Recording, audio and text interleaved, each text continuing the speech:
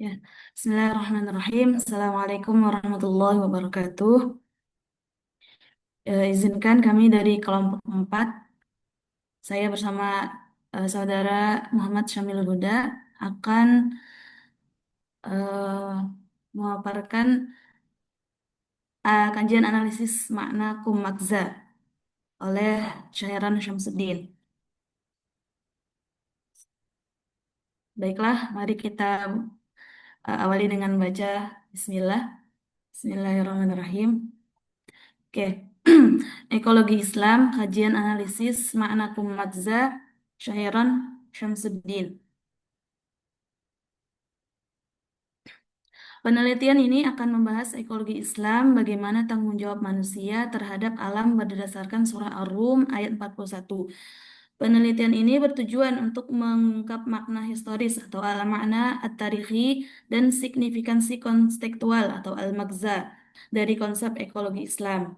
Penelitian ini akan menggunakan teori makna kumagza yang digagas oleh Syairan Syamsuddin. Pendekatan ini berupaya memadukan antara makna teks Al-Quran sebagaimana dipahami oleh masyarakat Arab pada masa pewahyuan dengan pesan universal yang relevan pada konteks kekinian.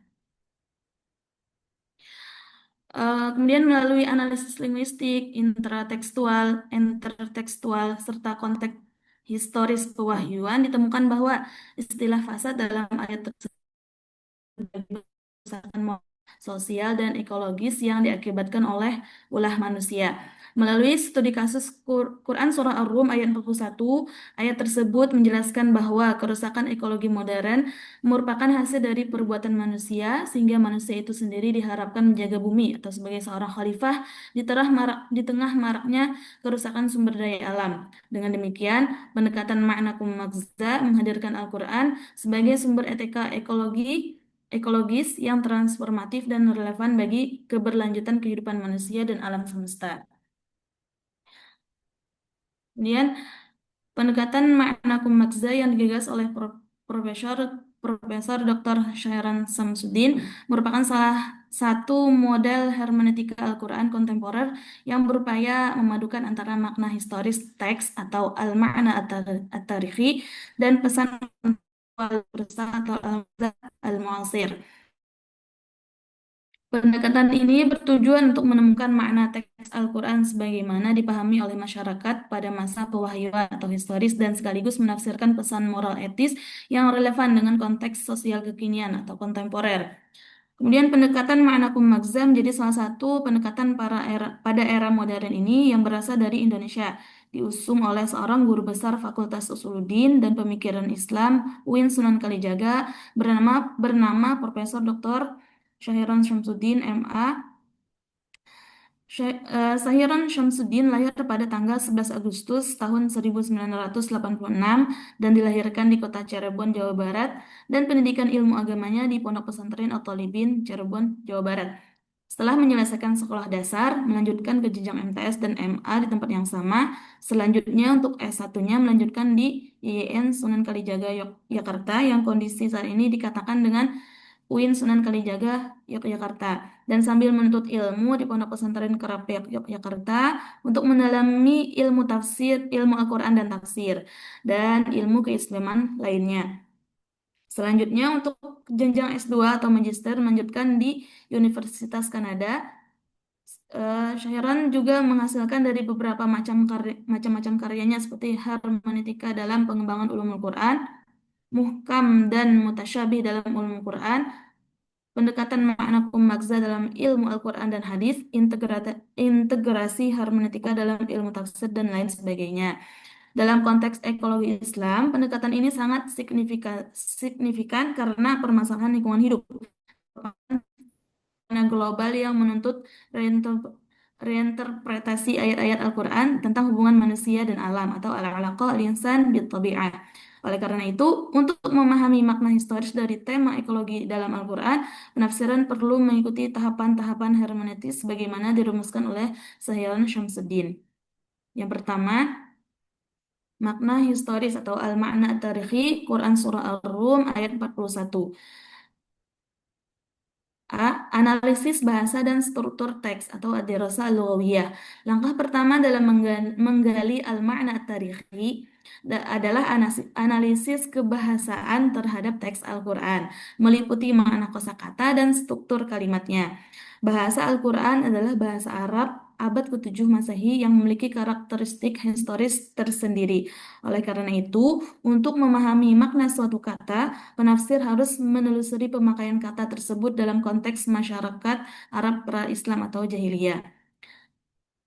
Dalam konteks ekologi, ayat yang sering dijadikan rujukan adalah Quran Surah Ar-Rum ayat 41 yang berbunyi, A'udzubillahi minasyaitonirrajim, Dhaharal fasadu fil barri wal Dhaharal fasadu fil barri wal bahri bima kasabat aydin nasi liyudhiqahum ba'dalladzi 'amilu la'allahum yarji'un.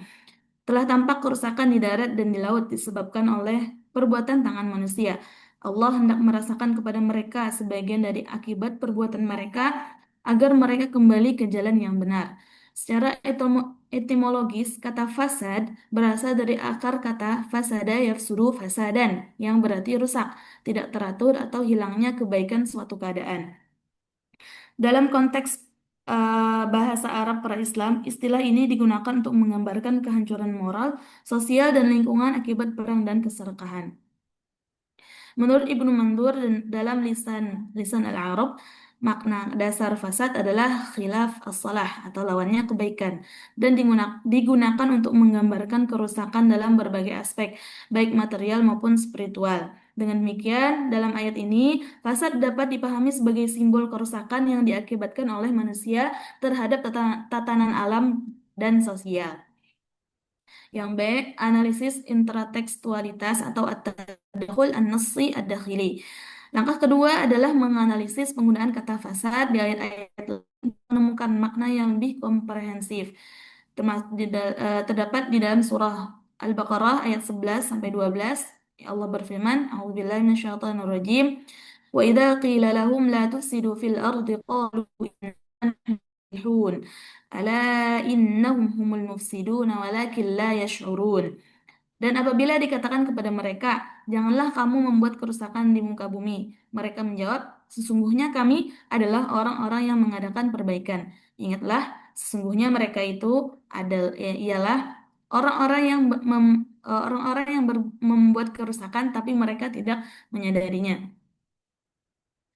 Ayat ini menunjukkan bahwa fasad dalam Al-Quran tidak hanya berarti kerusakan moral dan sosial, tetapi juga mencakup tindakan-tindakan manusia yang merusak keseimbangan kehidupan atau al-mizan di bumi. Dengan demikian, ketika Al-Quran Surah Ar-Rum ayat 41 berbicara tentang fasad fil barri wal bahri, ia mengandung dimensi ekologis yakni kerusakan terhadap sistem alam akibat eksploitasi manusia.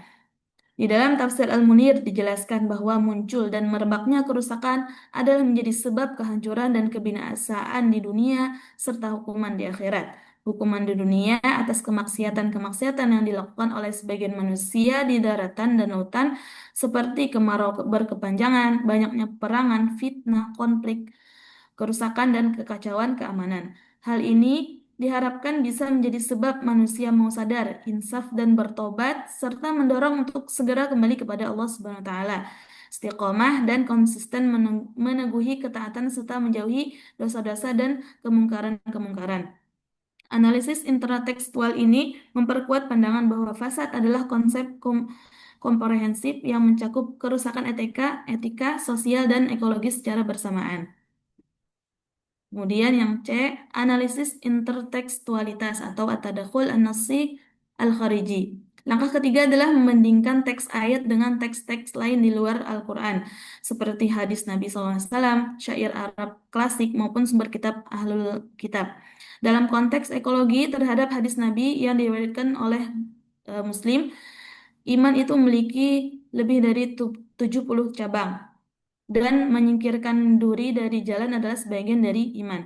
Hadis ini memperlihatkan bagaimana Nabi SAW menanamkan nilai-nilai etika lingkungan atau al-akhlak al-bi'ah kepada umatnya.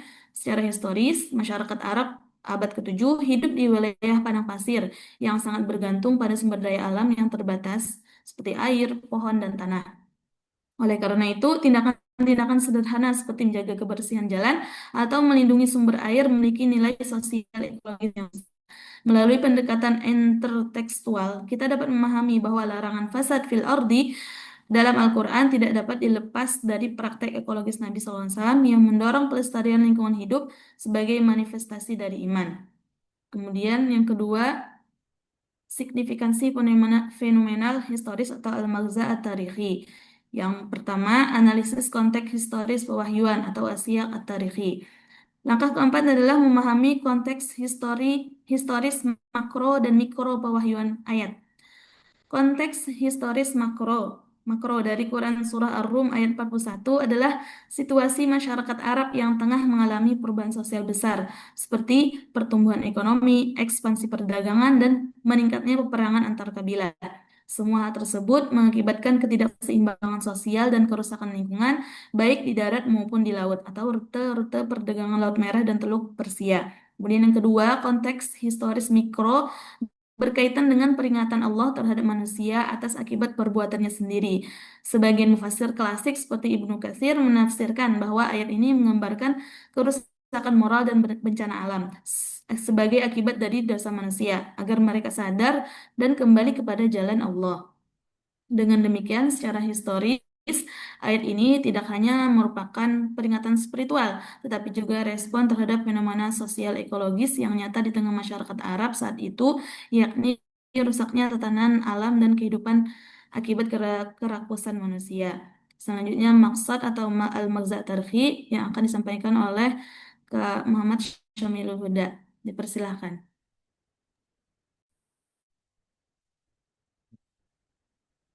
Selanjutnya, maksad atau al-maghzi at-tarikhi.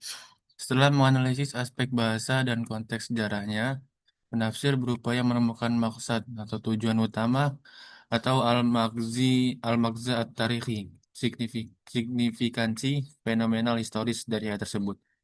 Dalam konteks Quran Surat Ar-Rum ayat 30, ayat 41, maksud al-ayah adalah peringatan Allah kepada manusia untuk tidak merusak bumi, karena alam merupakan bagian dari amanah kekhalifahan manusia di bumi. Sementara itu, al-maghza at-tarikhi adalah bahwa kerusakan alam dan ketidakseimbangan ekosistem pada masa Nabi merupakan fenomena sosial ekologis yang disebabkan oleh perilaku eksploitatif manusia terhadap sumber daya. Dengan kata lain, pesan historis Al-Quran adalah menegaskan hubungan spiritual antara tauhid dan kelestarian alam. Karena merusak lingkungan berarti melanggar prinsip tauhid dan keadilan kosmis atau al-adl al-kaun yang ditegakkan Allah. Yang ketiga, signifikansi fenomena dinamis al-maghza al-mutaharrik. Tahapan ketiga dalam metodologi ma'nakum maghza adalah signifikansi fenomena dinamis al-maghza al-mutaharrik. Konsep ini menekankan pengaktualan pesan Al-Quran dalam konteks sosial, budaya, dan ilmiah yang terus berubah. Dalam kerangka ini, makna Al-Quran tidak berhenti pada dimensi historis atau moral masa lalu, tetapi bergerak secara dinamis menyesuaikan perubahan zaman, sehingga tetap memiliki relevansi pada realitas kontemporer. Dalam konteks ekologi Islam, tahapan al-maghza al-mutaharrik berfungsi untuk menerjemahkan nilai-nilai ekologis Al-Quran seperti keseimbangan, pemizan, tanggung jawab atau amanah, dan larangan kerusakan atau fasad, menjadi etika, kebijakan, dan tindakan nyata dalam menghadapi krisis lingkungan global masa kini.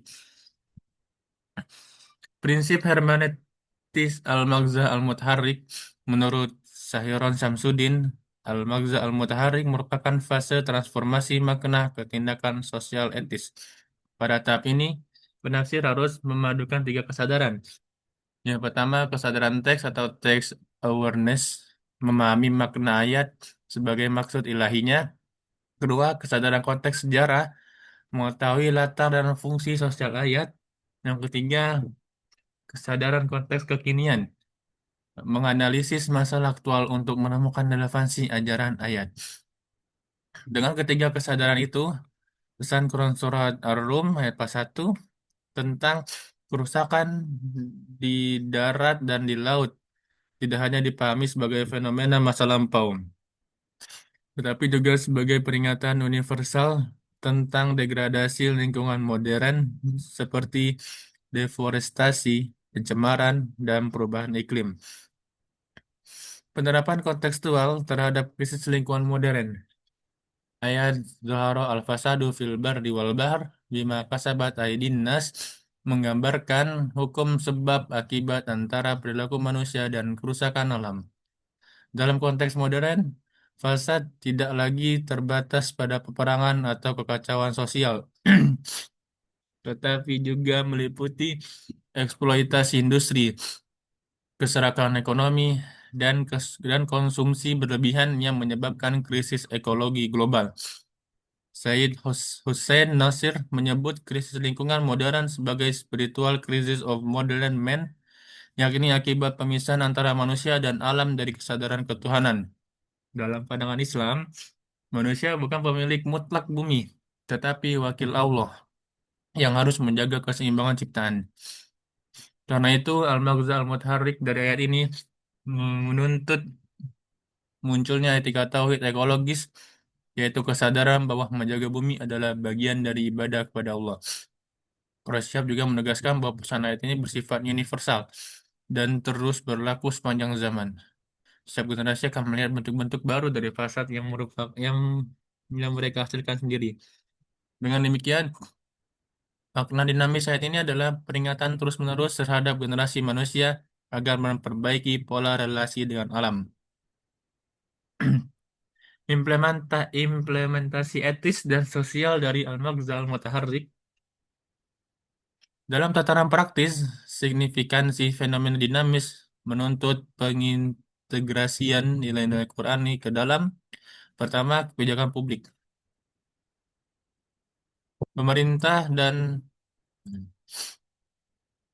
Pemerintah dan masyarakat Muslim perlu mengembangkan regulasi berbasis maqasid syariah dalam pengelolaan lingkungan menjaga kehidupan, hifz al-nafs, harta, dan keturunan melalui pembangunan berkelanjutan. Pendidikan ekologis Islam, lembaga pendidikan harus menanamkan kesadaran bahwa ihsan tidak hanya terhadap sesama manusia, tetapi juga terhadap alam semesta. Yang ketiga, etika individu dan sosial. Perilaku sederhana seperti hemat energi, menanam pohon, dan mengurangi limbah adalah manifestasi dari nilai takwa ekologis. Dengan demikian, Al-Maghz Al-Mutaharrik mendorong pembentukan gerakan ekologis Islami yang memandang lingkungan bukan sekadar objek eksploitasi, tetapi bagian dari amanah ilahi atau amanah Allah yang harus dijaga demi keberlangsungan kehidupan. Yang D, relevansi global. Dalam tataran global, makna dinamis Quran Surah Ar-Rum ayat 41 dalam berkontribusi terhadap diskursus etika lingkungan internasional, Fazlun Khalid menyatakan bahwa ajaran Islam tentang tawazun atau keseimbangan dan khalifah menawarkan paradigma spiritual yang mampu mengisi kekosongan etika dalam gerakan lingkungan global.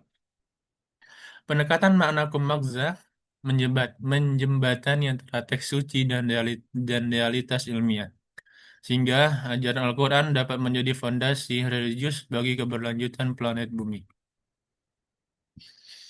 Kesimpulan, berdasarkan hasil kajian dengan metode makna kumakza, Sayyoran Samsuddin, penelitian ini menemukan bahwa pendekatan hermeneutik ini berfungsi untuk mengungkap makna Al-Quran secara utuh, baik dari sisi historis, teks, maupun relevansinya dalam konteks kekinian. Melalui tiga tahap analisis, yaitu al-makna tarihi, al-makna al-maghza at-tarihi, dan al-maghza al-mutaharrik. Metode ini mampu menghadirkan pemahaman Al-Quran yang kontekstual, dinamis, serta aplikatif terhadap persoalan kehidupan modern.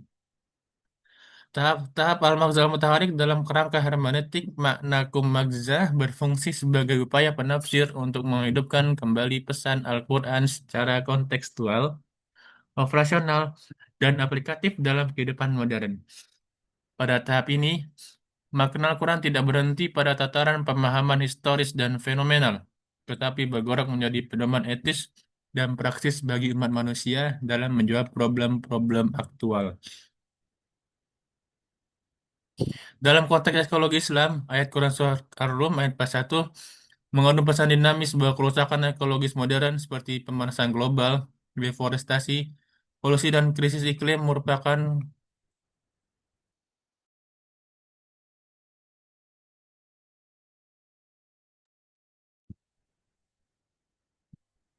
konsekuensi langsung dari perilaku manusia yang mengabaikan amanah kekhalifahan di bumi.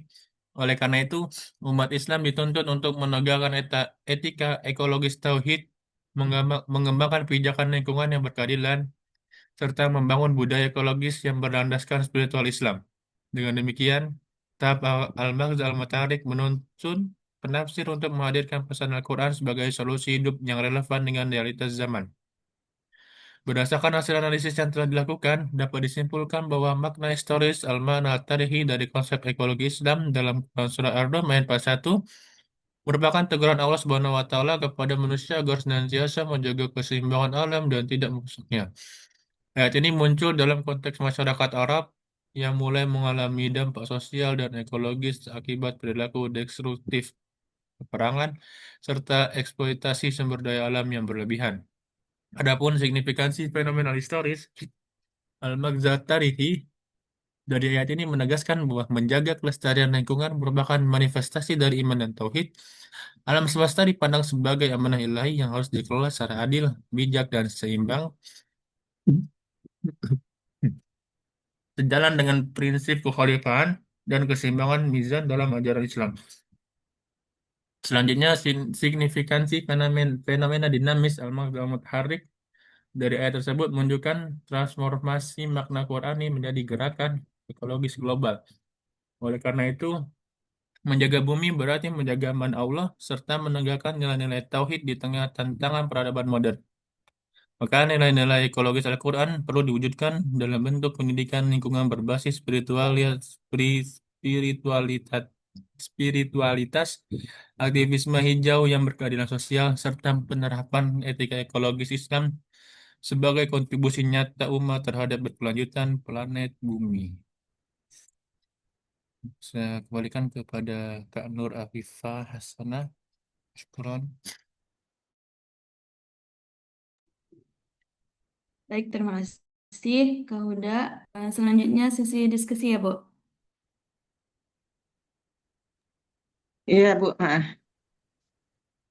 Ya, silakan bagi teman-teman ada yang mau ditanyakan, kita buka 3 pertanyaan dulu ya. Silakan.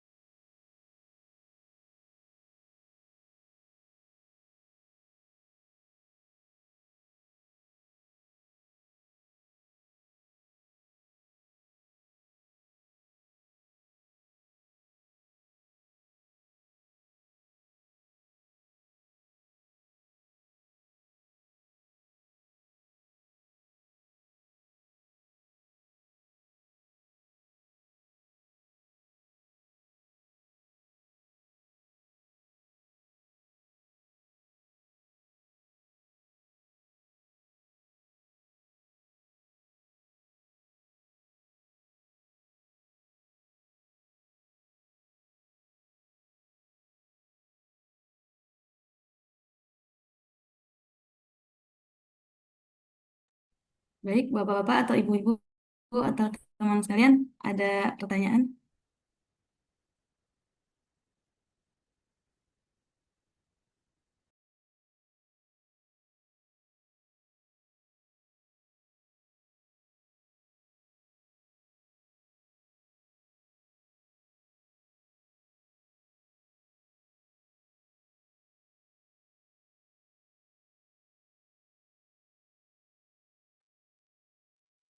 Kalau nggak ada, atau langsung ke penjelasan Ibu aja, Bu. Penambahan dari Ibu. Ya, boleh Bu. Ya, silakan, Bu. Baik, Bismillahirrahmanirrahim. Assalamualaikum warahmatullahi wabarakatuh. Eh, ini saya jujur ya agak-agak lupa ya. Seingat saya ini semantik ya. Kayaknya yang lama ini ya. Tapi nggak apa-apa. Ini biar supaya lebih matang ya hermeneutiknya. Oke, kemarin kita sudah membahas ya tentang hermeneutik. Hermeneutik yang Fazlur Rahman ya. Kalau yang sekarang ini Sahiran Samsudin. Nakum Makza. Eh, Kesamaannya banyak. Nah, perbedaannya itu mungkin kalau di Fazlur Rahman itu dia lebih ke filosofis ya, filosofis sejarah ya, historis. Nah, kalau Sahiron ini dia lebih ke linguistik ya. Jadi di sini kalau teman-teman lihat ada perbedaan dengan yang kemarin ya. Kalau sekarang ini kita ada ada semantiknya. Kalau Sahiron itu ada analisis semantik, baru kemudian dibawa pada tarikhi ya. Jadi linguistik historis ya. Kalau yang kemarin Fazlur Rahman itu ke filosofisnya. Jadi melihat pada makosid makosid ayatnya. Jadi filosofis tarikhi ya atau historis. Itu perbedaan yang pertama.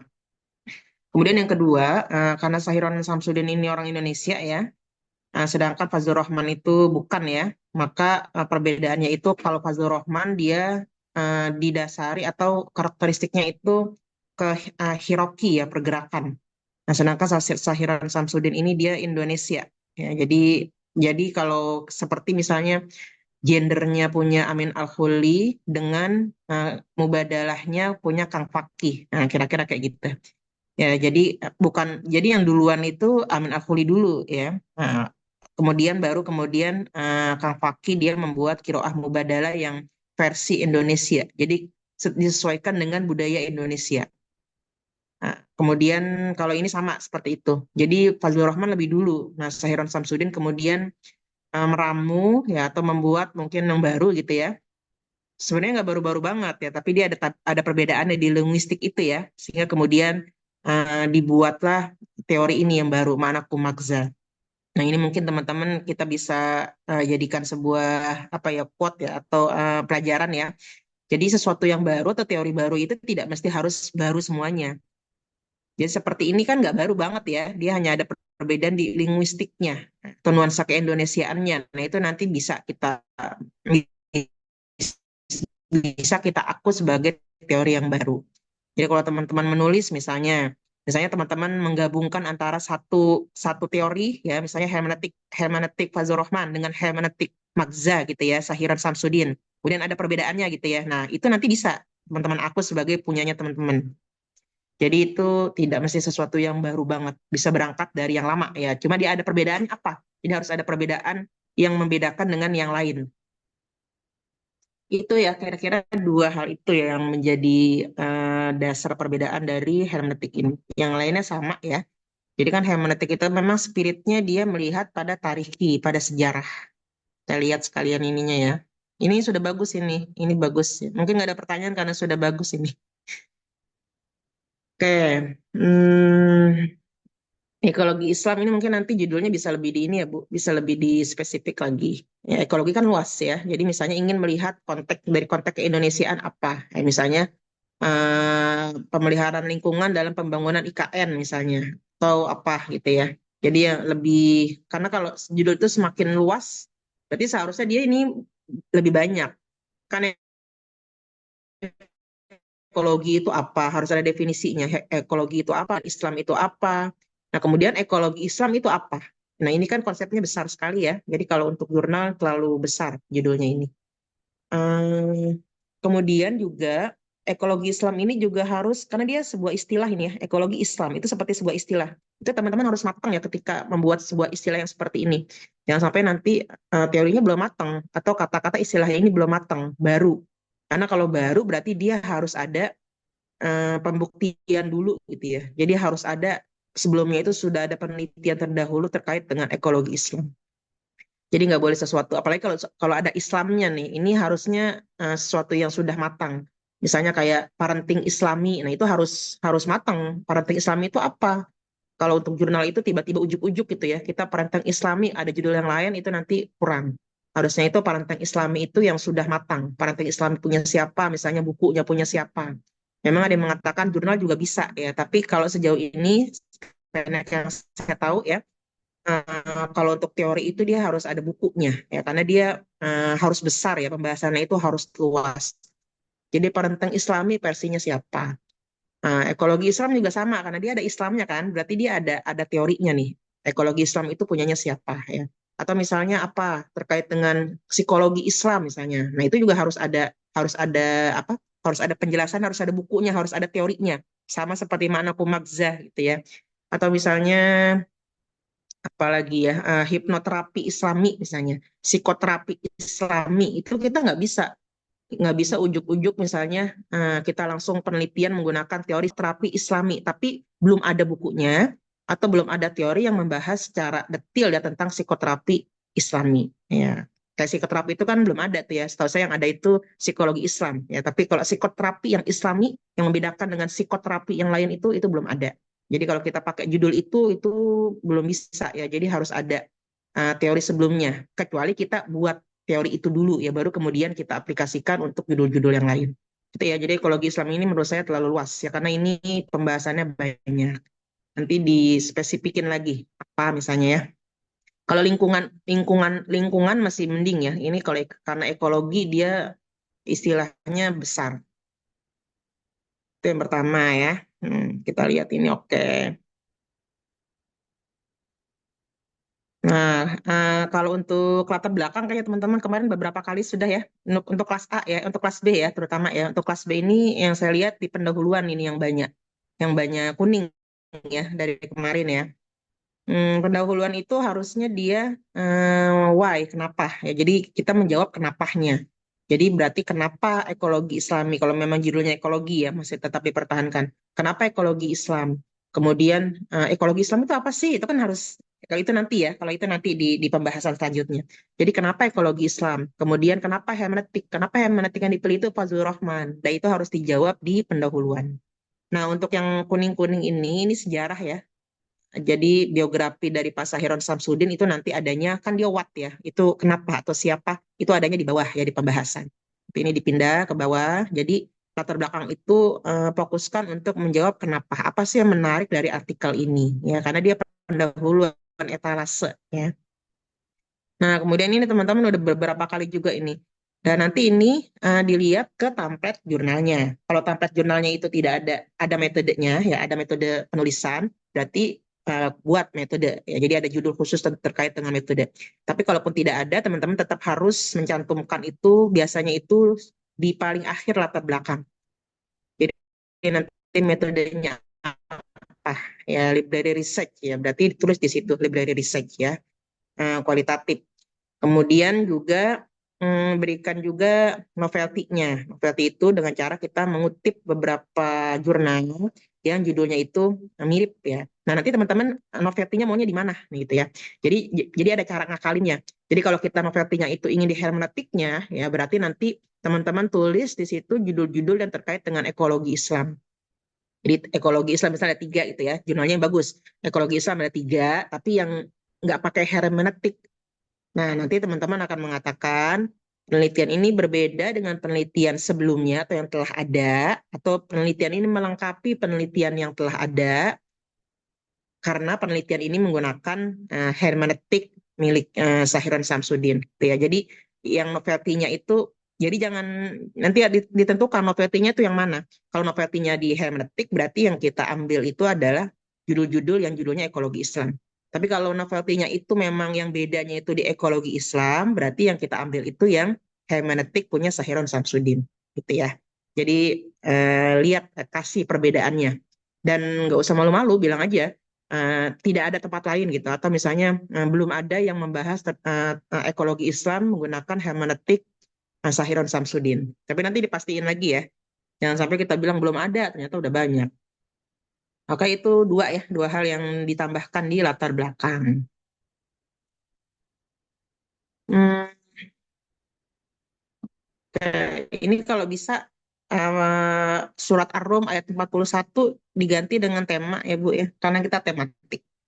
Jadi temanya itu bagusnya dilihat surat Ar-Rum ini terkait dengan apa, lingkungan misalnya. Jadi tidak fokus pada satu ayat. Kalau fokus pada satu ayat nanti seperti tahlili. Ya, tapi ini sudah step-stepnya sudah bagus ya. Nanti kalau teman-teman nggak paham ya tanyalah ke pemateri. Udah oke ini.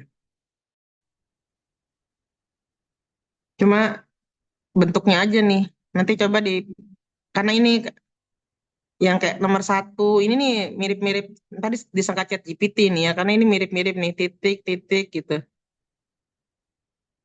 AI kan biasanya begitu. Sekarang itu kalau ada tulisan ini ya fun fact ya.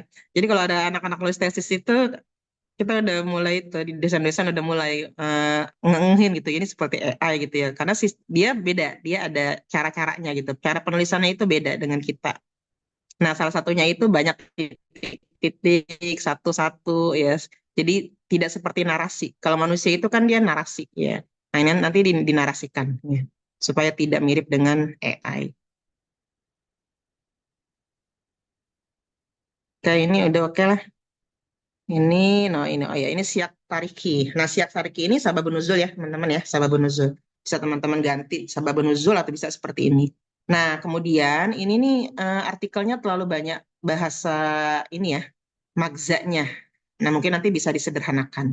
Karena kalau orang jurnal itu mereka yang penting ininya nih, kontekstualisasinya. Jadi yang atas-atas itu karena kita ini perkuliahan ya, jadi teman-teman kelompok sekarang ini membantu saya untuk menjelaskan ke teman-teman yang lain. Tapi nanti ketika kita ingin ke jurnal, jadi bahasa-bahasanya mungkin disederhanakan. Jadi semua jadi makza, jadi makna kumakza ya, hematik makna kumakza. Jadi tidak perlu terlalu banyak istilah-istilah perbedaan istilah kayak magza, al-mutaharrik itu nanti dihapus saja. Jadi implementasi etis dan sosial dari hermeneutik makna kumakza. Kemudian yang ini penerapan kontekstual terhadap krisis lingkungan di Indonesia misalnya teori makna kumakza. Jadi disamain semuanya supaya pembaca tidak terlalu bingung ya. Nanti step-stepnya juga tidak usah terlalu detail banget kalau untuk jurnal. Jadi yang penting itu justru ininya. Yang penting itu adalah kontekstualisasinya ya. Dan karena Sahiron Samsudin ini dia seperti mubadalah ya, punya Kang Fakih, jadi fokusnya itu di Indonesia, maka nanti diganti krisis lingkungan di mana di Indonesia. Ya, jadi nanti ada satu tempat yang khusus ya. Misalnya tentang apa kan ekologi banyak ya, misalnya laut atau hutan di Indonesia ya, atau sawah ya, sawah-sawah di perkotaan yang sudah jarang atau apa yang sekarang sedang marak ya. Ini nanti di apa? Dikhususkan di Indonesia ya. Dan tidak usah terlalu banyak seperti ini. Coba nih ya. Ini kan judulnya nih ada nih. Ini kan sudah ada kontekstualisasi. B. Kontekstualisasi. C. Implementasi. D. Relevansi. Sebenarnya di D juga ya. Di D kene kalau kata orang Bekasi. Takutnya tadi nanti dibilang seperti AI tadi ya. Ciri-cirinya sedikit banyak banyak subjudul tapi tidak banyak narasi. Oke, ini nanti bisa ditambah ya. Ini berapa ini Bu? Berapa kata ini? Berapa word? Kalau nggak salah kalau jurnal itu 7 ribuan, 7 ribu sampai 12 ribu ya, Tiga tergantung ribu. jurnalnya. Ya nanti di ini ya, dinarasiin mungkin. Jadi Ya. yang bagian yang ini nih Pak, bagian yang relevansi, kemudian implementasi sama ini kontekstual. Nah, kontekstual karena kan dia intinya dikontekstualisasi kan. Nah, itu nanti dijadikan satu saja, kemudian diurai. Nah, terus jangan lupa teman-teman ada yang namanya analisa. Nah, tadi saya sudah kasih contoh ya, saya sudah kasih catatan ya. Jadi analisa itu apa? Analisa itu kita kita mengutip tafsir, misalnya tafsir klasik atau tafsir kontemporer ya. Nanti setelah itu kita menguatkan. Jadi misalnya di sini ada kontekstualisasi. Nah, ini bagus ini sudah ada Said Hussein Nasr. Cuma nanti kalau kalau analisa tuh begini, jadi kontekstualisasi menurut menurut makna kumakza dulu ya. Nanti di tesis juga sama seperti itu ya. Jadi menurut makna kumakza dulu, nanti setelah itu misalnya apa? Misalnya yang atas ya, berdasarkan pembahasan yang di atas, Berdasarkan hermeneutik Manakum Magza bahwa krisis lingkungan di Indonesia misalnya hasilnya A. Nah, nanti baru hal ini dikuatkan gitu. Hal ini dikuatkan dengan pendapat Said Hussein Nasr misalnya. Atau misalnya hal ini dikuatkan dalam tafsir hal ini sebagai kalau yang kontemporer berarti dikuatkan. Hal ini sesuai dengan penafsiran dari At-Tabari misalnya. Hal ini sesuai dengan penafsiran Ibnu Katsir atau hal ini sesuai kalau lingkungan mungkin Ar-Razi ya. Hal ini sesuai dengan penafsiran Ar-Razi dalam tafsir Al-Kabir gitu. Jadi ada tafsir-tafsirnya juga ya karena kan kita IAT ya. Kemudian juga ada Al-Qur'annya, ada hadisnya gitu. Jadi nanti ini jangan terlalu sedikit banget satu sub ya, dibuat satu sub, kemudian buat dalil, tambahkan tafsirnya ya. Dan itu kalau nggak salah ya, tapi bukan kalau nggak salah, iya ya. Jadi perpaduan antara klasik dengan modern itu sangat disukai sama jurnal. Bahkan jurnal-jurnal yang Scopus juga sama. Ya, mereka suka perpaduan antara yang klasik dengan yang kontemporer. Itu ya nanti tolong ditambah ya, Pak, Bapak, Ibu. Ya, Bu. Ada tuh ya anak mahasiswa, Bu, jangan panggil saya Ibu, saya kan katanya masih muda. Iya, karena magister itu sebuah penghormatan ya, dipanggil Bapak Ibu. Oke, ini sudah ya. Ini mungkin nanti untuk kesimpulannya fokuskan pada apa tujuan penelitian. Jadi tujuan penelitiannya apa, kemudian difokuskan. Ya, jadi tidak perlu karena kan tujuan penelitiannya itu kan ingin mencari makna ekologi Islam, kerusakan lingkungan, siapa penanggung jawab gitu ya. Nah, itu fokuskan. Jadi untuk yang makna kumakzanya itu tidak perlu terlalu banyak ya karena dia kan cara cara analisanya ya pisau analisanya jadi fokuskan pada intinya itu apa intinya itu kan terkait dengan lingkungan nah itu yang difokusin kemudian kalau kesimpulan tidak perlu pakai paragraf banyak ya jadi nggak apa-apa paragrafnya disatuin aja dan biasanya itu nanti ada jumlah minimalnya ya. Tapi overall ini bagus, bagus ya sudah sesuai dengan tahapan-tahapan ya. Jadi ini membantu saya untuk menjelaskan ke teman-teman yang lain. Oke, dari saya sekian. Ada pertanyaan? Nanti ini saya kirim ya.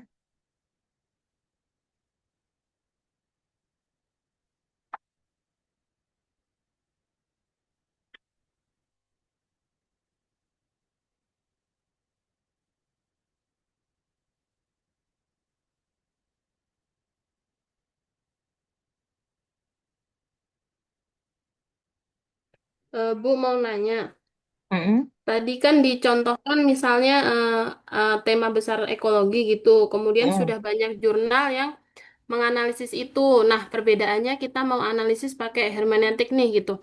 Nah, apakah perbedaan itu hanya boleh beda karena metode atau pendekatannya saja atau hasilnya harus ada bedanya nih, Bu? Misalnya hasilnya Oke. ternyata ya mirip-mirip aja dengan penelitian lain gitu. Itu gimana? Eh, kalau memang dia itu berbeda, seharusnya hasilnya dia beda ya. Seharusnya hasilnya beda. Karena kan nanti misalnya kalau dia pakainya semantik misalnya ya, pendekatannya semantik. Jadi untuk ekologi Islam misalnya lebih spesifik lagi kalau ekologi Islam sangat luas ya. Jadi misalnya pakai semantik, pasti kan berarti penekanannya itu kan pada bahasa ya. Kalau pakai hermeneutik yang Sahiron Samsudin, berarti kan penekanannya itu pada bahasa tarikhi dengan keindonesiaan. Ya pasti dia akan berbeda ketika menggunakan Fazlur Rahman. Seharusnya berbeda sih, seharusnya. Tapi kalau memang ternyata hasilnya itu sama-sama aja, ya coba kasih perbedaan sedikit. Jangan sama-sama aja, harus ada perbedaan sedikit. Bu.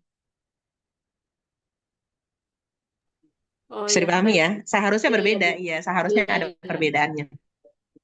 Makanya kenapa teman-teman di materi ini ya kita belajar itu sangat spesifik sekali. Jadi langkah-langkahnya seperti apa, supaya nanti ada perbedaannya. Karena kalau kita nggak ngerti langkah-langkahnya, student kan nggak ngerti tuh ya. Kalau nggak ngerti langkah-langkahnya ya, nggak ngerti perbedaannya, itu kan biasanya hasilnya sama. Karena dua-duanya itu mirip ya, kayak double movement berarti kan melihat ke masa sekarang, masa lalu dia seperti bola yang ditepok-tepok gitu loh. Nah, kalau sekarang ini juga sama seperti itu, makna kumakza juga sama, ya melihat pada realitas yang dulu, kemudian kontekstualisasi masa sekarang. Tapi pasti kan ada perbedaannya ya, perbedaannya itu pada linguistik. Ya, maka nanti ketika kesimpulan, perbedaan itu ditonjolkan. Jadi perbedaannya apa dengan yang lain, sehingga nanti novelty-nya dapat. Karena nggak mungkin pendekatannya berbeda, hasilnya sama, itu secara logika nggak mungkin. Misalnya Baik. saya kasih contoh yang gampang ya, misalnya yang gender lah. Gender punya Amin Al-Huli dengan gender punya Kang Faki pasti ada perbedaan. Meskipun mungkin Kang Faki dia ngambil dari Amin Al-Huli misalnya ya. Eh, itu kan sama-sama ya, sama-sama mubadalah, sama-sama saling menolong ya antara laki-laki dengan perempuan. Tapi kan Kang Faki itu konteksnya adalah Indonesia. Ya, berarti kan dia ada perbedaan ya dengan Amin Al-Quli, di mana budaya kita kan pasti berbeda dengan budaya Arab. Meskipun mungkin konsepnya secara konsep mirip banget ya, tapi kalau di Indonesia kan ya pasti akan perbedaan. Gitu. Jadi secara logika nggak mungkin sama banget tuh, pasti Baik, ada terima beda. kasih, Bu. Kecuali kalau kita ini ya, kita ngakunya belum ada, ternyata sudah ada ya, kecuali itu. Ya kemungkinan besar sama. Kan nanti, kan kalau novelty itu ada tiga ya teman-teman ya. Yang pertama itu bisa dari judulnya. Bisa dari judul. Jadi kalau memang judulnya sudah ada misalnya ekologi Islam, berarti kita cari judul yang beda. Misalnya tentang ekologi juga sama, tapi lebih spesifik misalnya, ya itu pasti akan beda nanti hasilnya. Jadi antara ekologi dengan judulnya misalnya pemeliharaan lingkungan misalnya, pasti kan beda. Pemeliharaan lingkungan kita lebih spesifik lagi, pemeliharaan air ya pasti kan beda hasilnya. Bisa dari judul yang pertama. Yang kedua itu bisa dari pendekatan, kayak tadi misalnya hermeneutik atau dengan semantik, atau kalaupun hermeneutik Fazlur Rahman atau hermeneutik Sahiron Samsudin misalnya. Jadi kan dia ada perbedaan itu pasti ya. Kemudian yang ketiga, kalau memang tidak pendekatan, metodenya. Jadi antara metode library research dengan metode lapangan, ya, walaupun sama-sama kualitatif ya, itu kan kualitatif dua-duanya.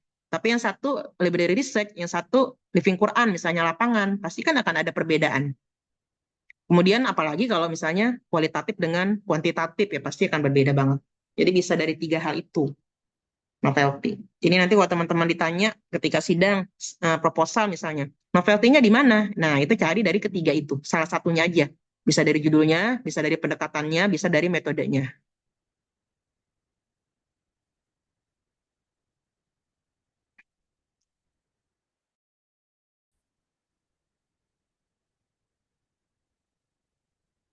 Kemudian bisa juga begini misalnya ya, ini sambil nunggu ada yang nanya. Misalnya kita ingin hermeneutik, kemarin kan sudah dibahas ya, hermeneutik itu ada yang sifatnya itu dia sangat subjektif ya, seperti punyanya siapa? Punya Hasan Hanafi ya. Nah, misalnya kita ingin mengkritik, nah itu juga nggak apa-apa. Ya, Syahrur misalnya, ya jadi kritik terhadap hermeneutik Muhammad Syahrur, nah itu boleh, boleh juga. Ya, jadi misalnya teman-teman nggak setuju nih, tapi tetap kepingin membawa atau kajiannya hermeneutik. Nah, berarti nanti ada kata-kata kritiknya. Nah, berarti kalau kritik, ya itu kan berarti ada perbedaan ya, seperti itu. Nanti cara kritiknya juga harus ada metodenya, ya harus ada pendekatan kritik yang kita pakai, metode kritik yang kita pakai itu punya siapa. Nah, itu harus jelas. Jadi jangan cuma misalnya nggak setuju sama Sahrur. Kenapa? Karena dia nggak pakai nggak pakai sababun nuzul, tapi kemudian kita kayak ngomel gitu. Jadi di tesisnya ngomel gitu ya, cuman nggak setuju, tapi nggak ada metode untuk kritiknya. Nah itu nggak boleh juga. Ya jadi ada kritik juga harus ada cara. Cara kritiknya itu kita pakai yang punya siapa gitu.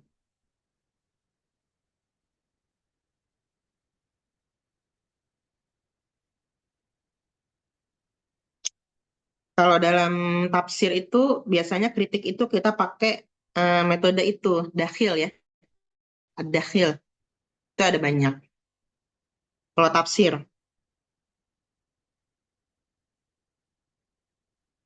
ada lagi ya teman-teman. Kemarin maaf ya, saya pikir sampai jam setengah 10 ini sampai jam setengah 11 ternyata. Ini kita masih panjang ini, mau ngopi dulu apa mau tidur dulu terserah.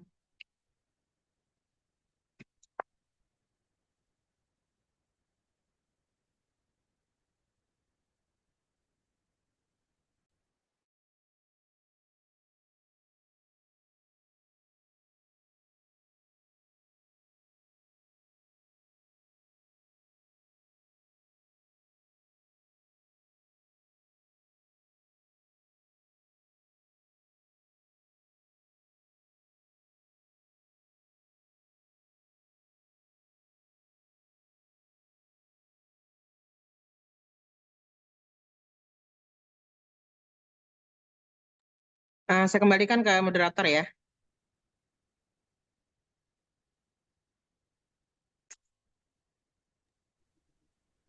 Baik, Ibu. Dari teman-teman, apakah ada pertanyaan lagi atau tambahan dari kalian?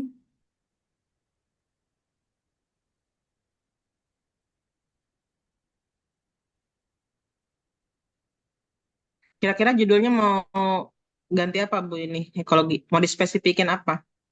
Apa mau tetap ekologi? Tadi sudah ada belum penjelasan ekologi Islam? Belum, Bu.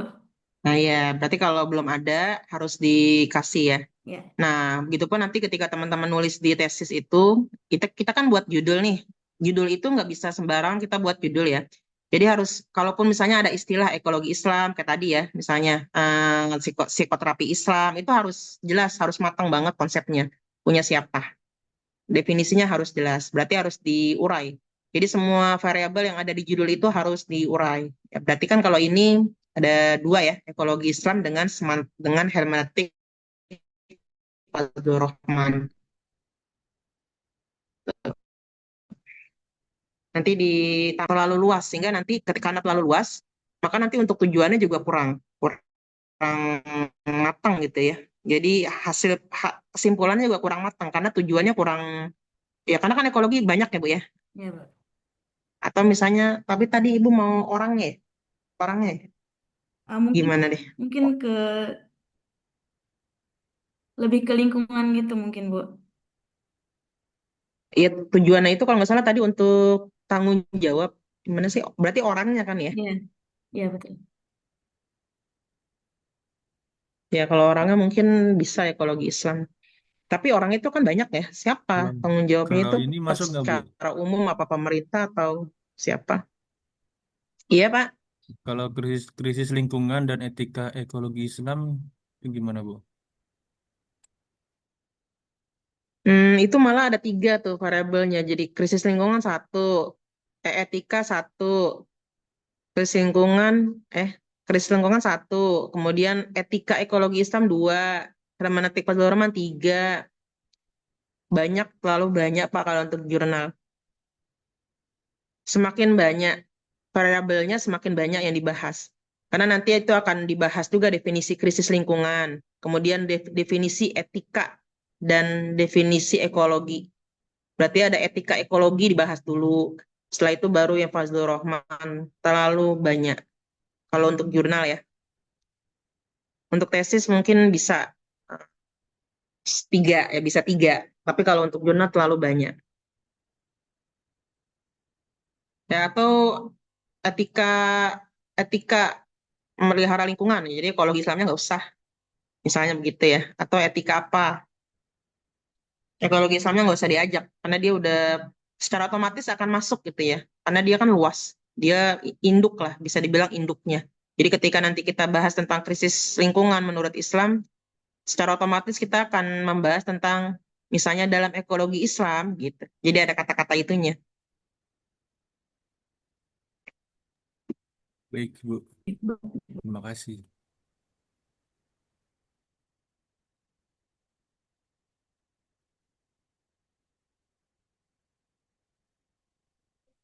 Kalau nanti dibahas ada etika, berarti etika juga harus didefinisikan ya Pak. Etika itu apa? Kemudian yang dimaksud dengan etika maksudnya itu apa? Karena kan etika berbeda dengan hukum ya. Jadi dia tidak punya dampak hukum. Jadi misalnya ada orang yang buang sabun ke apa gitu, berarti secara etika Islami dia apa? Nggak ada dampak hukumnya kan biasanya. Tapi ada dosa misalnya atau apa. Jadi didefinisikan dulu etika itu apa.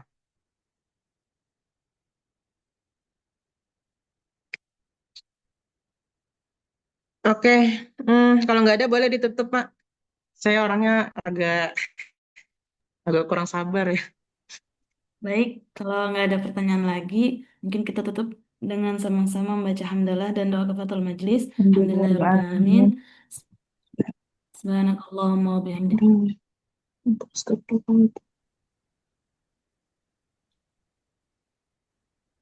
Warahmatullahi wabarakatuh.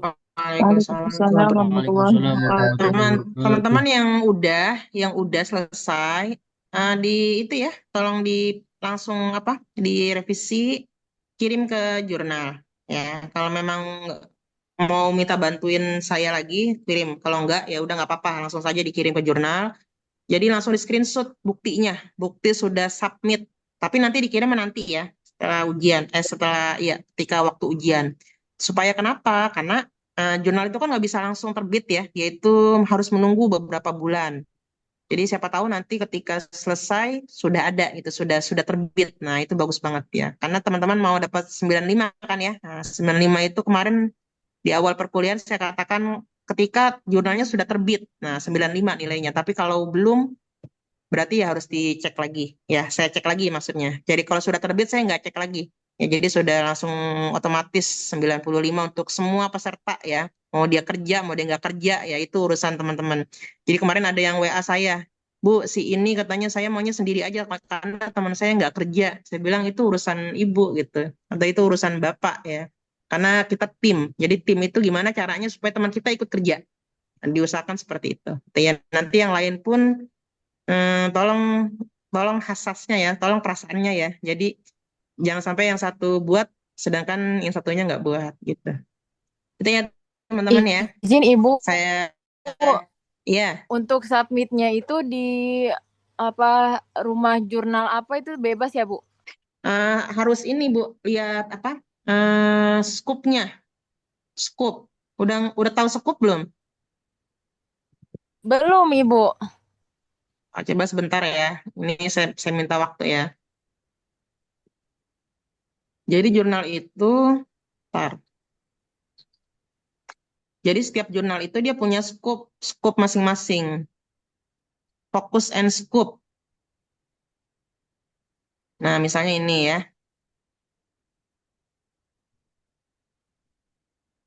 Ini Stay Al Hidayah Bogor.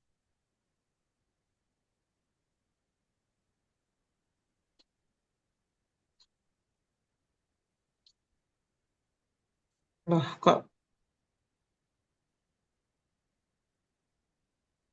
jurnal apa ini ya? Jurnal Al-Tadabbur.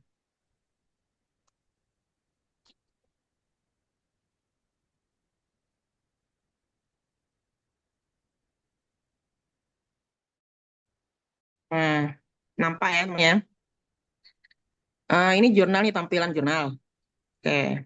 Nah, ini kan author guideline namanya ya. Author guideline itu dia isinya adalah guide, kalau kata kita itu guide-nya, guide cara penulisan. Nah, di sini nanti ada nih, dia berapa berapa berapa paragraf, berapa word, berapa kata, apa 7.000, apa 12.000 di sini ya. Kemudian dia di sini ada apa judul, terus namanya, abstraksi, pendahuluan dan seterusnya ya. Kalau memang mau gampang, cukup nanti download di template. Ini ada template artikel ya. Nanti tinggal di copy-copy aja. Nah, untuk fokus and scope kita lihat di sini. Nih, yang nomor 2. Atau kalau jurnal lain berarti cari yang fokus and scope.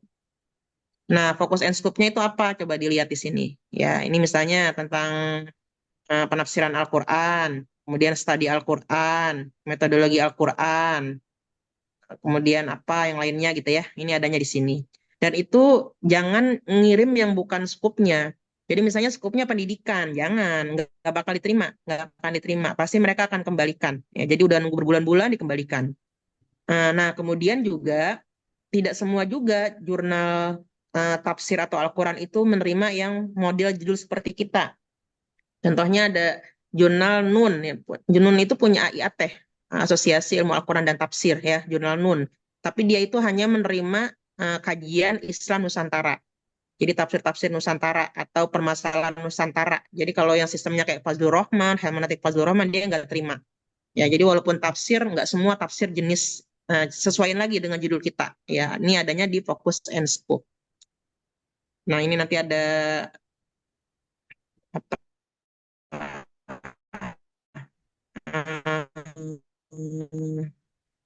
publikasi baca aja ya, apakah bayar ataukah enggak. Nah, kemudian di sini artikel nanti disesuaikan. Nah, ini template ya, template-nya. Nanti teman-teman copy paste aja. Cuma memang kalau copy paste yang A itu ya. Jadi nanti berubah sendiri sesuai dengan ketentuan yang ada di sini. Cuma memang kalau pakai copy paste A itu nanti mendelainya nggak ini ya, nggak nampak ya. Jadi harus kita ubah lagi mendelainya. Bisa juga ya copy paste yang langsung ya supaya mendelainya ikut. Cuma nanti repot kalau saya ya. Tapi nanti terserah teman-teman kalau ngerasa nggak repot ya semuanya supaya mendelainya nggak berubah. Nah ini nanti sampai ininya ya sampai apa? Tabelnya harus ikut, harus sesuai banget. Tuh, fotonya harus sini di tengah-tengah. Jadi jangan berbeda. Ini ada kayak analisisnya 1000 sampai 1500 kata. Kesimpulannya ada berapa kata. Jadi semuanya sudah ada di template. Jadi tinggal di apa sih namanya ya? Cocokin ya. Copy, iya copy yang paste yang A itu loh. Jadi dia berubah sendiri. Berubahnya sesuai banget dengan yang ini. Ya, tapi itu tadi ya kalau yang copy paste yang A itu Mendeley-nya pasti akan nggak ikut ya. Jadi kalau mau itu ya yang copy paste semuanya. Tapi kalau copy paste semuanya kan nggak bisa kayak begini ya. Dan jadi ini sudah seperti ini ketika dikirim jangan masih kosong masih mentah banget. Kayak ini kan ada ijo-ijonya nih. Nah ijo-ijonya itu jangan sampai berubah. Jadi harus benar-benar ngeplok banget ya. Kecuali yang atas ya. Kalau yang atas ini nanti yang isi bukan kita ya. Tapi itu yang lain-lainnya ini harus kayak ini kan abstrak nih, ada garis-garisnya. Itu jangan berubah garis-garisnya. Harus percis sama seperti ini ya. Karena ini akan memudahkan editor untuk menerima kita. Nah, kemudian nanti ada ketentuannya juga nih untuk mendelaynya apa yang digunakan. Ya, jenisnya apa ataukah apa gitu ya. Itu juga jangan beda ya. Kalau Zetero apa bentuknya? Kayak ini nih. Nah, pakai apa ya berarti ya? Citation in text use American Psychological Association. Jadi pakai yang apa? Style ya atau yang mana? Jadi jangan beda. Pokoknya jangan sampai berbeda dan jangan salah ketikannya ya. Jadi ketikannya yang benar. Kalau miring-miring, kalau bahasa Inggris berarti miring dia. Kalau memang nggak yakin, lihat ke jurnalnya langsung ya.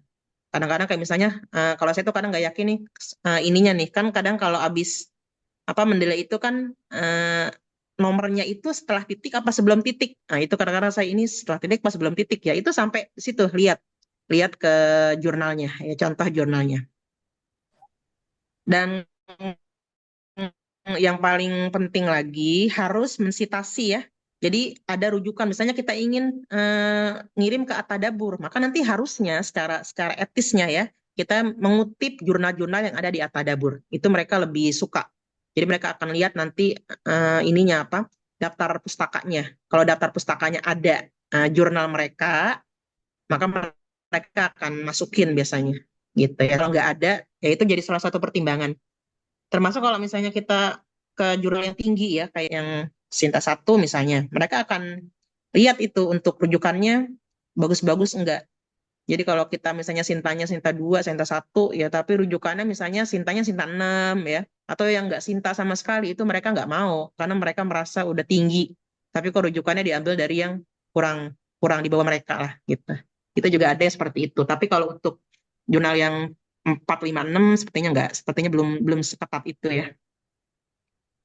Nah, untuk cara uploadnya itu agak lumayan panjang ya. Nanti teman-teman lihat di YouTube banyak ya. Cara upload jurnal.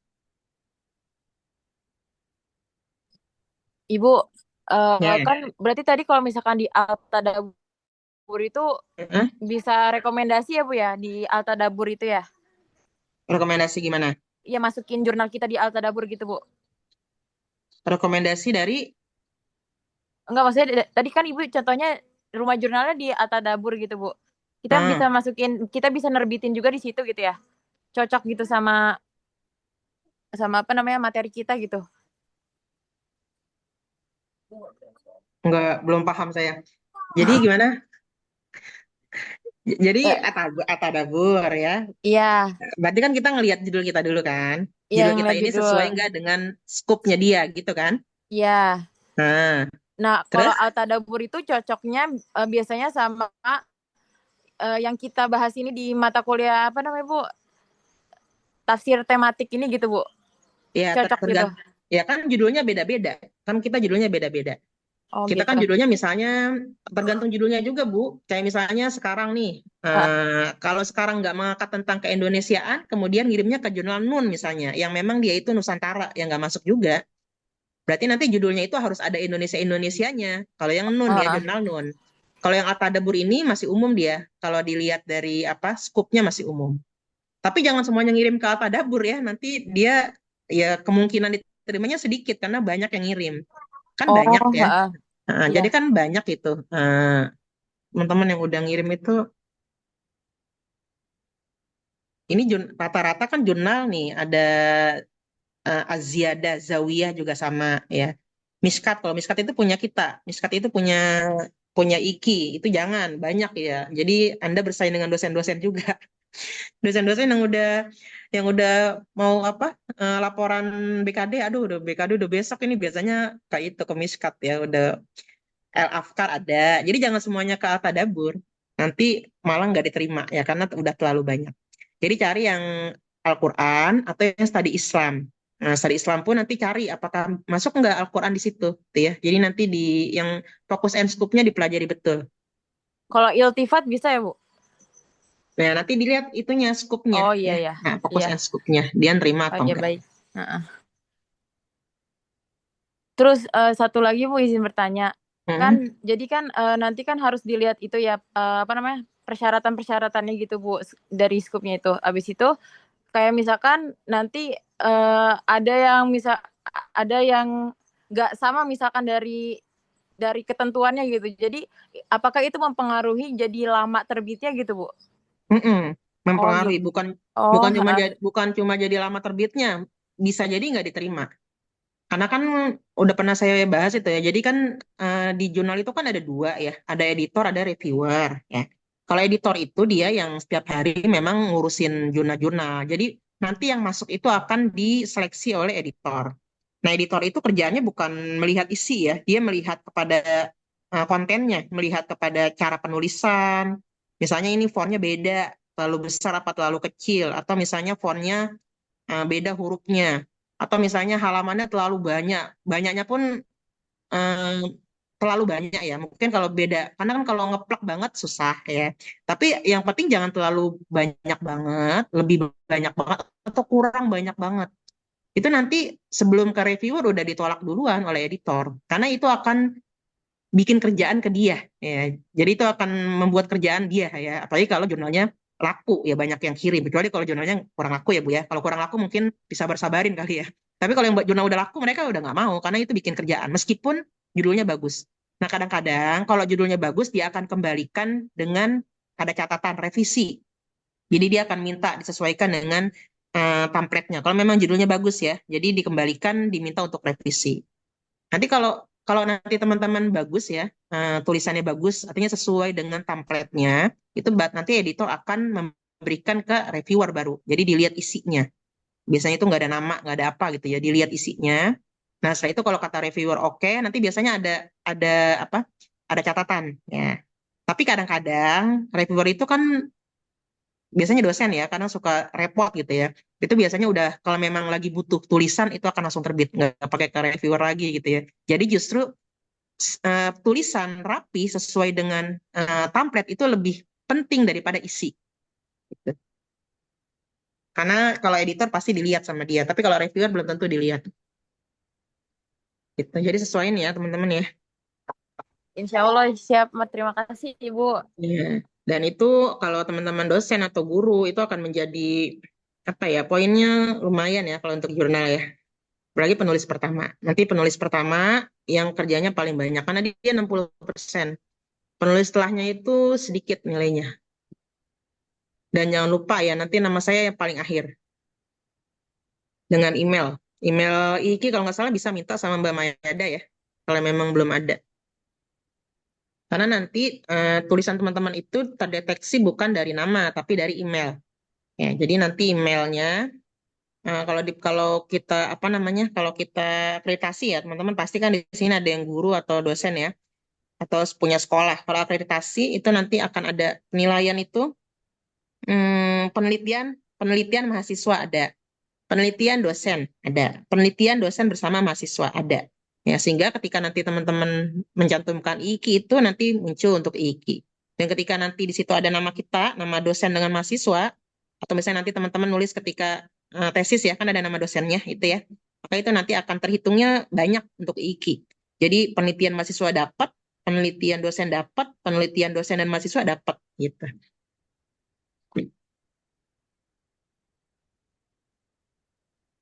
Baik, saya kembalikan ke moderator lagi.